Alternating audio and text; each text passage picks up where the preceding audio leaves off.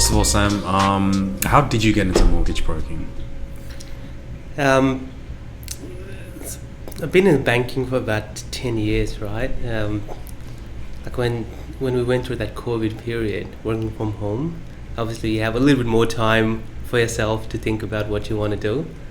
I think one of the questions I was trying to sort of answer was, if I was not, if I was not a relationship manager, which is what the last role was, what am I, sort of thing? And it's probably a bit cliche, so I was trying to find myself as to like what I am, what I want to do for the rest of the life, and it wasn't what I was doing then. And I thought, look, it's time to try something different. And trying something different, it didn't mean going and finding another job. I just had to give it a crack to do my own thing, and that led to mortgage broking. Yeah. So which banks did you come from again? The last role was at NZ. And you were a relationship manager there, right? What was it like working for the bank? It was great. Look, it's working for one of the big banks is like it definitely allows a lot of learning. So the space I was in, I was looking after medium-sized businesses to large sort of businesses, multi-corporation as well. Mm-hmm. And you see all these businesses, going from construction to trading businesses, trade, exports, imports, dealing with every single customer. You learn every day you learn something new, whether it's about one customer or the other. Like every day is different. 10 years, even on the last day, I was still learning. So that's probably the biggest advantage of working at a big bank, is that you get exposed to so many industries, especially in business banking type role. Your knowledge across those industries improve as you sort of do your tenure, and just negotiating with people. That's probably one skill you do learn at a sort of a business bank level. Yeah. How long did you do that for? So business bank about 7 years altogether. 7 years. Is that something that you enjoyed? Yeah, absolutely. I don't think anyone would spend 7 years doing something if they don't enjoy it.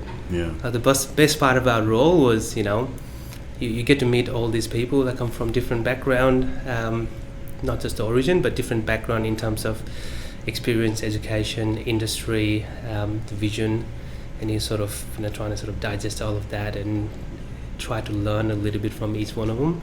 It's amazing. Yeah, I heard from some people, they say like working for the banks is a nice job because the pay is really good, and then the work is not that tasking. Which I know you have a rebuttal for that for sure, but also outside of the 9 to 5, it's easy. Is that true to some extent, or is that just a stereotype? Look, it probably depends what part of the organisation you're at. In frontline, it's 100% false, right? Yeah. And the reason it is 9 to 5 is your customer facing time. Now, you do sometimes have meetings after 5 or 6, but you got to go back to your desk and do all the work that you didn't get to do during the day because you had meetings and you had phone calls and internal meetings and all of that. Not 9 to 5, definitely not. It is a lot more demanding. Look, remuneration-wise, it's definitely compensated for the extra hours you do, although people probably agree not. But to me, as long as you love the job, all of that's probably secondary, right? And we're at this stage of life. We still have many years to go. Thinking about how many hours you put in your job, we shouldn't do it now. You just gotta put as much as needed and try and learn more. And that's probably how I look at it. And if you don't look at it that way, then you kind of not enjoying the role as much as you should. That makes sense. Yeah, no, it does. And it's true. That's also true for many industries as well. Yep. It's just job satisfaction is number one. Yep. If you're satisfied with your job, everything's easy. Yeah, and look, some days I found myself working 20 hours, right? And I did not hate it. Sometimes you do think whether it's worthwhile, but as long as you are learning and you're happy with your job, that's the main thing. in saying that, there would be a lot of flexibility as well. There was a lot of flexibility in my role. Like if some days I had stuff to do at home, like I don't have to call my boss and say, can I take a day off? Like I'll just work from home and, give that 2-3 hours to whatever I need to do personally. So it goes both ways. And at the end of the day, it's up to each person how many hours you put in. No one's sitting there and telling you got to spend 10 hours or 8 hours. It's whatever you do to get the job done. Yeah. And then what do you think was like the biggest challenge for you from obviously working in an industry for doing banking for the last 7 years and then suddenly doing your own business? What was the biggest transition for you? I think the thought about what if your decision turns out to be a wrong one. It's always a bit nerve-wracking when you leave a good paying job and you start at the bottom and there's no security of pay. And you actually have to earn it. That's probably the most nervous bit. So I think it all came down to whether I could survive 1 year without pay. Like if you're financially comfortable, it is easier to take that risk, and been fortunate to have that capacity to essentially take that risk. If I didn't have my finances in order, that would have been a lot harder. Yeah. So you had to make sure you had that stability first. Yeah, you need to make sure you are covered for next 6 months, next 12 months, because that's how long it may take before you start seeing like an income come through, because everything's lagged, right? So basically, get a customer, you do their finances. It takes a while for bank to process applications. Like all of that means that first 3 months there won't be any income at all. There may be some income after 3 months. After 6 months there'll be more. It's sort of it's you essentially buying time. But as long as you have the financial capacity to do it, it's easier. Okay. Yeah. You're obviously not the first banker to go independent, and you're not the last. Why is it that so many bankers end up wanting to venture on their own? Is it something within the industry that makes you guys tired, or? It could be. Look, people who have aspirations to do bigger things are the ones generally they take that leap, right? There's if you think about banking as a sector, like they would employ hundreds of thousands of people. In comparison, if you look at the finance brokers, I think there's about 16,000 in Australia. So that percentage, as a comparison, isn't big, but the other industry, real estate, some people can venture from real estate to mortgage broking as well. Probably a harder road than from banking. In my opinion, generally bankers who have a bit of experience know what they're doing. And if they do have aspirations to do something on their own, that's probably where this comes from. In saying that, there'll be a lot of people who move because they're unhappy with the job as well. So it could be a combination of anything. Yeah. Okay. Sounds good. Now I want to talk more about the real estate investment side of it, because obviously you help with a lot of first home buyers, property investors, and things like that.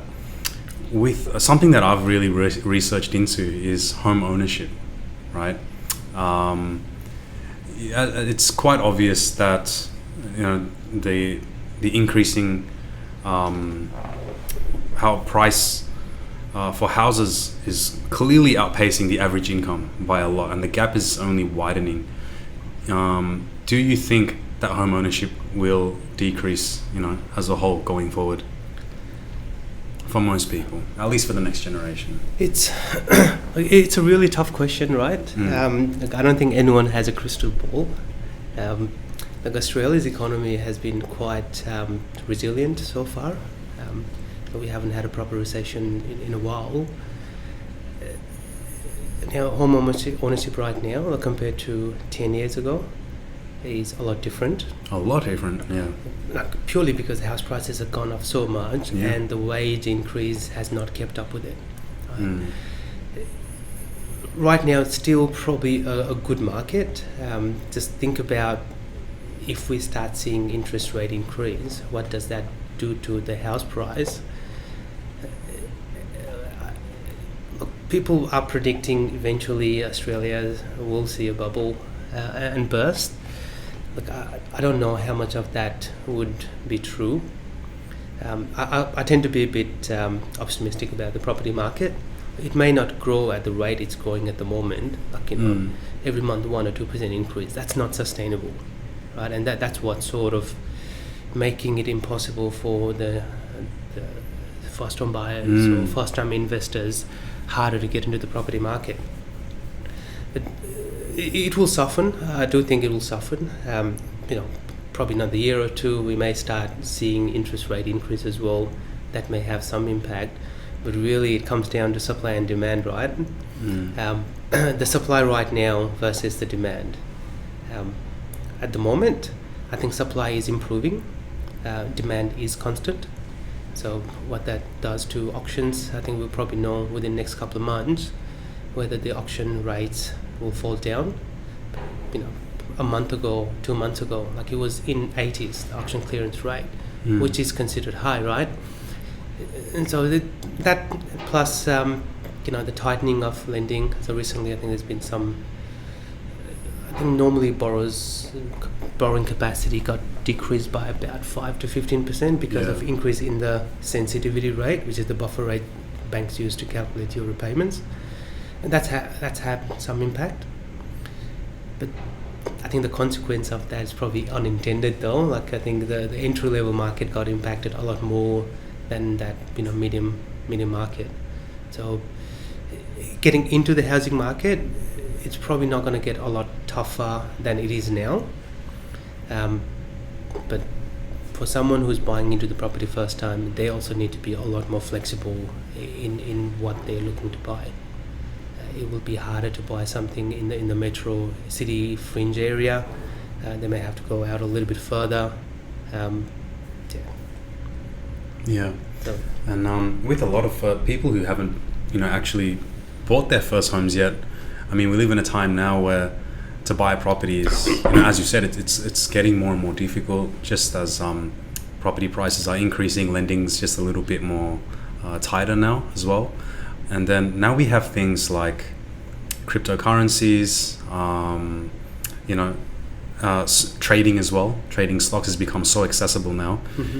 So I feel like, and because real estate has got such a high barrier to entry for investors, do you feel like the younger generation growing up now are going to look at other sources of investing rather than property? I think it's already happening, right? Yeah. So, you speak to all the young generation, everyone seems to be in crypto, and stock market as well. It's probably a little bit easier to manage and monitor than the cryptocurrency market. I was having this conversation with one of my clients' son earlier in the week, and he asked me the same question. Like, he was 19, studying to be a doctor, and had a part-time job and had saved about $30,000, and he was asking me what he should do with his money because he can't buy a property at the moment. That's right, and a lot of people are on that same boat. Yeah. So, and again, this is not a financial advice, right? And of course. That's not the area that I work in, and a lot of financial planners probably not going to be able to assist, younger generation, like the client's son, with $30,000 because it's not feasible to actually work with a financial advisor for that kind of investment. What I would probably say is look at what you're interested in investing. Like property market, yes, you want to do something, set yourself a timeline, and whether that's 2, 3, 4, 5 years, and know what you need to do to get there. And for example, knowing you need 20% plus stamp duty. So what does that mean, right? If you factor in, if the property market goes up 10% per year, the property that's worth 500,000 now could be worth 600, 650 in 2, 3, 4 years time, right? So if you know how much money you need around that time to buy into a market. You just start chipping away whatever you can, build up your savings, but don't leave the money in the bank account, because that's going to give you 0.15% interest. That's the worst thing you could do. Yeah, and with the inflation, it's probably you haven't made any money from interest, because with the inflation, the money's value. You probably lose money. Yeah, if the inflation is high enough, you are losing money. Yeah. Like share market, stock market, and crypto is probably a good investment, as long as you know what you're doing. With there's always, there are two types of people who invest in shares, right? I don't know which one I fall into, but there are some people who actually do a lot of research before they invest, and there are some people who just invest because they heard something or follow the trend. I fear people who are following the trend are going to get second best, but people who do a bit of research before they put in the money, they may be able to sort of increase their capital over time.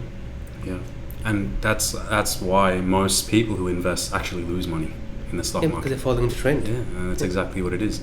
The trend is good, right? And I do this a little bit. I look at the trend, but I don't look at the trend right now.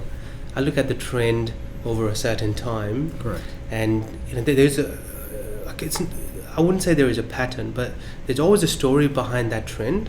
So if you know the story behind that trend and you're comfortable with that, that's probably better than just following the trend. Like when I invest in shares, I would look at the trend and I would try and find out if there's a dip, why the dip happened, right? And if there's a peak, why the peak happened. If you understand that and you do enough research on the stock or on the underlying business itself, that should give you a good picture whether something you're investing has potential. You're not always going to get right, but at least you've done enough research to know whether it's worthwhile to invest in that space. Apart from stock and crypto, JV is always a good option as well, and I have starting to see this a little bit, where JV with parents and JV with siblings, just trying to get your feet in the door, buy that first property, and sort of at least you've got into the market. There's ways to get into the property market. That's and you have to be flexible. Yes, you have to be flexible. If I think there's a saying, you got to know where your limit is, and whether it's with JV or by yourself, aim for what's possible. If you're aiming for long-term career, things like that, people say aim for the stars and you land in the moon. But if you're doing something right now, that could actually be a recipe for depression and just not being happy because you couldn't get there. So right now, you aim for what you can. For future, you can aim high and you can set yourself a plan to get there, right? Yeah, definitely. And that's generally the attitude that I see from a lot of people my age and younger as well, is because I think a lot of people have already given up on buying property. A lot of friends who are my age would say that to me, and I can understand why as well. I mean, because if you want to buy a property and say you can't join, say I can't join my parents or I can't join my friend, it's very demotivating, especially when you know that if I want to buy this particular house, it means that I have to save and I have to live really cheap for the next 5 years. And then the thing is, the way people think is that they will sacrifice what they want most for what they want now, right? So it's so hard to save money. Yep. So, and then when you've got friends that go, oh, Jules, I just made 6 figures on cryptocurrency in 1 year, what you would be tempted to do that. And then renting now in the residential market, renting is all-time cheap now, right? So I think just the attitude of the Generation Z, I think that's how they're thinking now. And to enter the stock market, so easy. Download a phone app and you can do it. And this goes along back as well, right? So that I think there's a saying. It's probably not going to come out right because I'm translating from one language to the other. Go for it. You compare an elephant and you compare it to a smaller animals, right? The growth in smaller animals is probably a lot faster than an elephant, right? So if you want to become elephant, you gotta have to be patient, right? You gotta know, like in the monetary term, you gotta know what you're doing, and you gotta have a plan, and you have to be patient to get there. The life cycle of small animals are a lot shorter than bigger animals, right? So everyone sort of, like, what I'm trying to say is everyone grows at their own pace, and look, I've probably done that when I was young as well. Yeah. You try and compare yourself to someone else who's become successful, maybe of the same age as you. And the younger people are, the more impatient they are too. Yeah, I agree. And we all want to do things now, and we all want to sort of get that first house or investment house, get that pretty nice red car.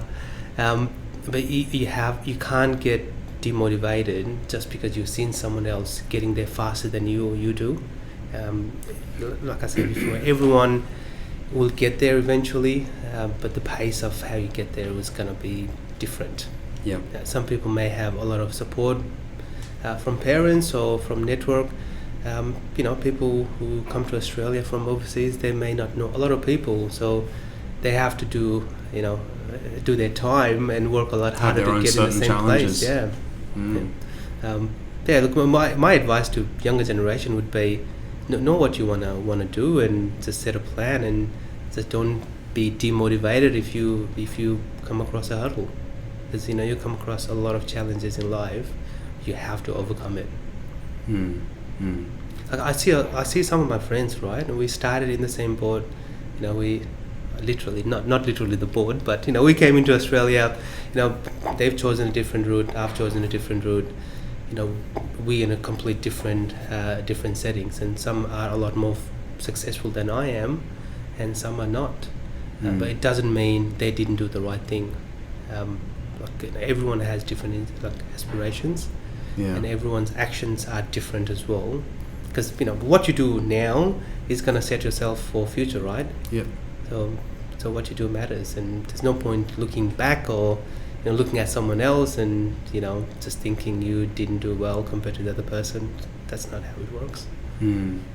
Well, now that you got things like the stock market being very accessible, cryptocurrency, and now NFTs as well, how does the banks feel about it? I have no idea. I don't know enough about NFTs to make a comment on it.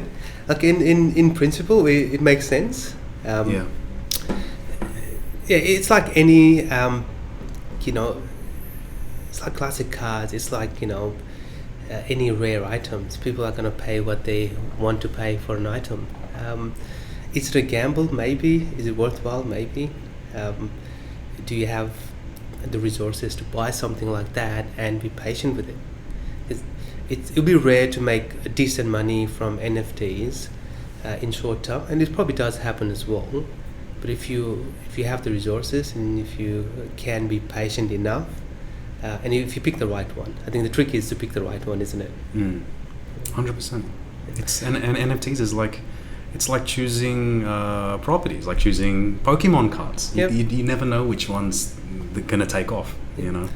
And don't invest what you can't afford to lose. Is what I sort of generally say to people.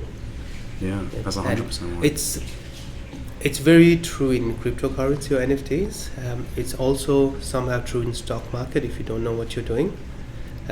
It could be true in property market as well, right? Because you may buy a property that's never going to improve.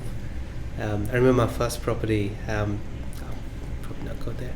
Can you cut that off? Yeah, I don't want to go with that one. All right. We'll cut that one out. But yeah, with anything there's risk, and if you can afford to take that risk, you probably will be rewarded for it. Yeah, of course. That's why I always say success belongs to those who take risks. Yep. And you can see it, and it really shows in the stock market. Investors who are the ones taking the biggest risks is usually the ones who end up, Yep. And it's look, sometimes it's timing as well, I think. But if you don't take a risk, you're never gonna do that thing you want to do, which is true for most people. I think generally, people who are employed with large organizations, it is a big risk to get out and open their own business, right? That's also a risk, and people do take that risk and they get rewarded. And there's a lot of billionaires out there who started their business from garage. They could have gone and worked at the Silicon Valley and got paid 100, 200k at that time, but they chose to work from the garage and focus on what they want to do. And they made it big. And that reminds me of a saying, not just business owners, entrepreneurs, is risky. I think staying employed is risky, because by doing that, you never know what you're truly capable of because you're comfortable. That's opportunity cost, right? That's exactly, Yep. And some people, that may be the best thing they do, right? Because owning a business is a whole new game than being employed. Like when you're employed, you can slack off a day and still may not have any impact on what you take home or in your career. But as a business owner, like especially at the starting phase, you can't afford to do it. It's all about perspective. Like when I'm with my business owner friends, we always like to joke around, how nice would it be if we were employees? And it's 5 o'clock now, we can do whatever we want. It's holiday, it's getting paid for. We don't have to worry about anything. We get to work in a nice office and we don't have to pay that rent. The question is, would you do it? And then when I hang out with my friends who are employees, it's the whole opposite. I hate it. Okay, everyone wants what they don't have, right? And I think that's exactly the point. Human. And I think the thing is, most people don't do it, and that's the thing. And what's the worst thing that could happen if you do it? And I remember when I was sort of going through, I called one of my old customers, and this was customers from 7 years ago, and I had a chat with them. Like, we got along very well, and we kept in touch even if I went to a different bank. And that's what he said. Like, what do you have to lose? Go out and do it. If it doesn't work out, I'm sure you can always go back to the bank and get paid the same thing. At most, you would have lost 1 year. But if you did make it work, you would have made your future. So 1 year versus your future, it's an easy choice, right? Of course. But I think it's just the security and the comfort. And I'm not saying business ownership is easy. It's not. Because I grew up, as you know, I grew up in Nando's. I learned so much about the business. I learned everything from washing the dishes to, becoming a regional manager for multiple stores. And I thought, this is cool, this is fun, right? And then when I started James & Brothers, that within my first year, that really made me, and I say this on all my podcasts, but it gave me a true appreciation of people who are successful. Because you realize how much work it takes to build something great. To build a good business takes so much time and sacrifice and effort, and that's why not everyone are business owners, because it's not easy. And I'm sure you could feel it as well as in your last year. It's still fresh. It's still fresh, but at the same time, when it pays, when hard work pays, it just feels very rewarding. I think it's probably more than just the monetary terms, though. Like the satisfaction that of course you've actually made it. That's goes a lot more than the financial reward, right? I was talking to Takumi today. I said, when I first started James & Brothers, I would drive by myself on a Saturday night all the way to Hallam, right? On a Saturday night, and Hallam's not close, and I went to this massive, cold, empty, dark warehouse, go to a tiny little room, and then work on the business, get the website, get the ABN, and pick out our products and all that stuff. And then I look back at that now, and those are like some of the funnest times I ever had, because it really felt like I was building something, and that's priceless. And then when you actually start having, you have a team now, you have staff, you have customers who like your product, that's so rewarding, and you can't put a price on that. I agree. That's what I love. That's what I love. And I think it's one of those things, right? It's hard to explain if you're not doing it. I don't know if it's like you would get it because you went through the same journey as well. But unless you've sort of gone through that journey, it's the feeling of doing it and then the satisfaction, it's probably hard to explain. I don't think my wife even gets it, right? No, and most people don't. She's employed, like she does see me working long hours and all of that, but I don't think she understands where the drives comes from, Yeah. because she's not doing it herself. Yeah. And look, she's probably the one person who knows me the most in the world, right? So yeah, like it's hard to explain if you're not doing it Of course. yourself. I mean, if I said that to any average person, hey, Saturday night I'm going to the office, it's half an hour from here, it's cold, it's dark, so I can work, right? But they're going to think, well, what the hell's wrong with you, That sounds like shit, On a Saturday night you want to do that. But in the short term it does sound bad. But I'm not saying that I own like a massive agency, I don't, right? But what I've been able to at least turn it into from where it started, that just makes it so worth it. Yeah. It's like, because I was a very bad student in high school and uni. I failed a lot, and all I wanted to do was pass. Mm-hmm. So to be honest with you, Sam, if I wasn't in business, I probably wouldn't be working with someone either, because I just don't think I'm good enough to be doing that, to be honest. I think your problem, Julian, is you probably think lesser of you than what you are. So some people think they're better than what they are, and some people think they're not. If you do think that you're not as good as you are, it probably makes you humble, and that's probably a good trait to have, because otherwise you start to become overconfident, which I can be sometimes. Fair enough. I think everyone has a few different sides, but it just depends with the environment you're in, right? Sometimes you've got to show that you're confident.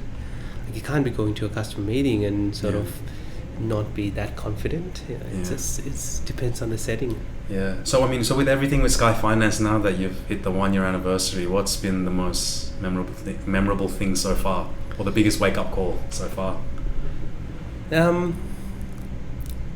I don't know. There's just been so many good things. The biggest thing is obviously the freedom and doing what I love. The job that I do, what I do right now, is probably not too different to what I did before. The only difference is, instead of working under a umbrella of a big bank, I've just got a tiny little umbrella, of my own business name, right? But the flexibility that comes within, and also it's surprising how much support you get from people. I did not think that I would do what I've done in the first year, and I'm really grateful for all the people around me who've helped me to achieve what I have in the first year. You do get support, like for all the people you've looked after, and they do pay you, I shouldn't say pay you back, but they do remember you. As a banker, I would have made some difference in people's life, right? Probably not a lot, but some. Yeah. And those people would actually remember that. And it's just overwhelming. Like, a lot of customers wanted to, come and join me. So and I think you would definitely understand better than anyone else, but how important relationship is. Oh, that's massive. Because when we started, honestly, right, who would want to work with, say, me and Nathan, just two boys who just started, and we have an office all the way in Hallam. What marketing agency works in Hallam? That's the first red flag. But when you have relationships with people and people who genuinely like you, sometimes that's all you need to start building, from the ground up. The people who go through that journey would understand that as well. And for me, I think, because every single step of the way, it is about giving someone a chance. Whether when I was hiring for an assistant, I think the experience is probably secondary to person's attitude, right? So you want to give someone a chance who has the right attitude and right intention to grow, and when someone does that to you, that's when you actually feel really humbled. It's like you do 10 good things and someone does one good thing for you, you feel a lot blessed, right? 100%. It's 100%. Yeah. In one way or the other, people do make a lot of impact to you in your business, and when you reach out to people, generally most people do help. Yeah, that's exactly right. Like I said, a relationship, that's the key. And network. It's it's probably wrong to say it in this context, but it's not about what you know, it's who you know, right? That's right. So the who piece is a relationship piece. Now, it's not in a bad way, but like, if you don't have proper contacts, proper relationships, everything's hard. Yeah. And I think a lot of people actually like that humble upbringing, and they want to be part of the next success story. Like, I mean, I'm so grateful to all the people who gave me and Nathan a chance when we started in 2019. And then even when I saw Takumi, it reminded me a lot of myself. He's very talented, just had a couple of missing pieces here and there, right? And you want to help, and now Takumi's doing really well. I hope you're happy with what you're doing so far. I hope so. But he's sitting there doing nothing, so. Yeah. but yeah, like helping people it's priceless, because you can really, I want to say make or break, but you can make someone. Yeah. Like you can really, sometimes you just need a chance. Yeah, and like all those people you've helped and given a chance to, when you need help, they're going to be there as well, right? So, correct. What you give, you get back. Get back. Okay. And next question I wanted to ask was, a lot of the people watching this are probably prospecting first home buyers, and I'm sure you meet a lot of that type of people. What do you think is the best type of property to get into for a lot of young people, young couples, young families now? Unbiased real estate opinion. Yep. And not financial advice as well, by the way. The disclaimer. I don't. The first home buyer market is not my niche. So having a commercial background, my niche is like a lot towards the commercial side, right? So self-employed people. It's a little bit more complex. I enjoy the complex stuff because it involves a lot of negotiation, with the bank and whoever's involved. But when I do help first home buyers, it actually makes me a lot more happier than when I'm looking after a big corporate customer. And the reason being, that moment when they walk into their first home, that's just priceless, right? I probably have helped a handful of first home buyers. And that experience and the appreciation that they saw after it's done, it's really valuable. What sort of market they get into, it's going to be different for everyone. I think for people, I think they just need to understand their limit, like what they can actually get, and be realistic about their expectation in the property market.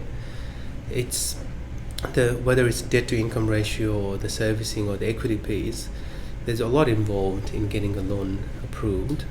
Right? And some application will go smoothly and there's no hiccups, but some application may be really hard to get approved. So that's the banking part, and that's where sort of business like mine, mortgage brokers, finance brokers come in. But as a buyer, know where you want to buy and know what your limit is, but be flexible, because you may not be able to get what you want as a first home. And I think this is something I said to every single first home buyer that I've helped with. Don't go and buy a property now thinking this is going to be your forever home, because it's not going to be a forever home, right? For some it may be, but in most cases it won't be, because as you sort of have more experience, spend more time in the industry, your income structure will change. Then you have growth in the first home you bought as well, so you may be able to buy that second home or upgrade to a bigger home. It does happen. I don't know anyone who has lived in their first home until now. So so be a bit flexible. So you got to think about so the house you buy right now, it also needs to be appealing for first home buyers in 5 years' time, right? So think about where the nearest train station is, what else is around the area, is there enough infrastructures to get to city or all of that. That's probably it. There's no right or wrong answer. I think it's different for everyone. Like some people, when they buy their first home, they're already aiming for $1 million plus. Some people may be aiming for 500k. it just really depends on the range. So once you understand your range, you've got to narrow down where you actually want to buy. Yeah, okay. And then I'm going to ask you, just before we wrap it up, I want to ask you 2 questions but 1 answer. What's the most misunderstood thing about mortgage brokers, and what's the benefit of seeing one as opposed to working directly with the bank? I think the first one's a tough one.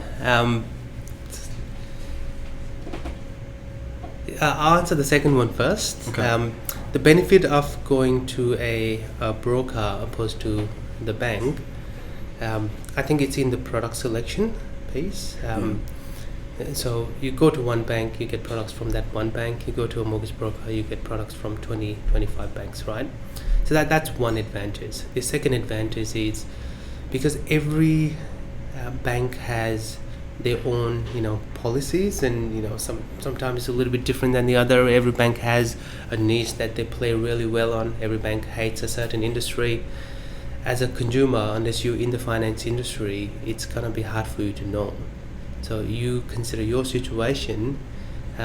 If everything is good, then every bank may be able to help. But if you're in that sort of a niche area where you have to comply to a certain policy or meet certain policy, it's hard for consumer to know. And that's when sort of mortgage brokers, knowing the industry, knowing the banks and their policies, they may be able to tell you upfront, rule out some of the banks and go for the one that's going to be supportive. Does it increase the chance of approval? I don't know, but in a good mortgage broker would be able to tell you the chance of success and give you a reason for it as well. But I think the product selection, the niches, the policies, probably the reasons why you should choose a mortgage broker. I don't know. I don't think I've been in the industry long enough to know what the most what's that question again? Misunderstood things about mortgage broker. I don't know. I think. Not sure yet. Well, hopefully you find out. Look, I don't know. So far with the customers that I'm dealing with, it doesn't come across as they have any skepticism about dealing with a mortgage broker. Look, one thing I would probably think is the remuneration piece is where there was a lot of talk a few years ago when that Royal Commission happened. Everyone's in the business essentially to make something for themselves, right? And a lot of that's tied to the financial benefit. But as a mortgage broker, you're acting in the best interest of the customer, not yourself. So, with all the regulations that is in place, all the brokers, their priority would be to give the customer the best product. It's not, they don't think about their remuneration first. I don't know if that's... okay, yeah, sure, great. Or it could just mean that you're doing too good a job. There's nothing misunderstood about you. It could just mean that I probably haven't had too many challenges so far. Okay. All right. Well, this was really fun, Sam. So again, thanks for your time. I'll send you home with one more question. What can customers expect from working with Sky Finance Group? Look, you get support. You get the honesty about where your position is. Generally, when I sort of see a customer, I'm not the one to do all the fluffy things just to convince the customer to go with me. So I want to be realistic in terms of what they can achieve and what may be possible, and also want to be realistic about whether we can meet their expectation. I'd rather if you have an expectation where I don't think I can deliver that, I'd rather you go to someone else who thinks they can. Because again, I don't want to promise you something that I can't deliver. And if I promise you something, I'll try absolute best to deliver that. At the end of the day, the end decision is not going to be on the mortgage broker. It is going to be the credit managers at the bank. While is their we can negotiate, but at the end of the day, the approval comes from them, right? So, yeah, it's you get the reality of what we can achieve and not, but you will get the support if we are, going through an application. You expect me to give you update regularly.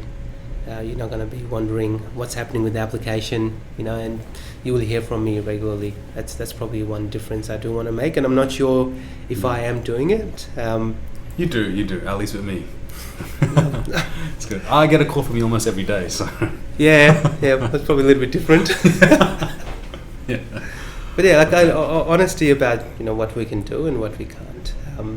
It's not a rocket science. But I think the key thing is about keeping everyone in the loop and just having that transparency.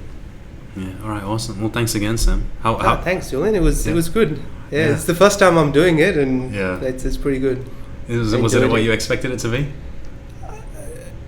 I have seen a couple of your podcasts, so I did have an expectation, and it probably went the same way.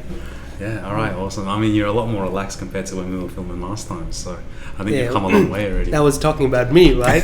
If you ask me to talk about me, I probably will get nervous. All right, awesome. Well, thanks again, Sam, for being on the show. Thanks, Julian. I'll see you later. Great to be here. Awesome.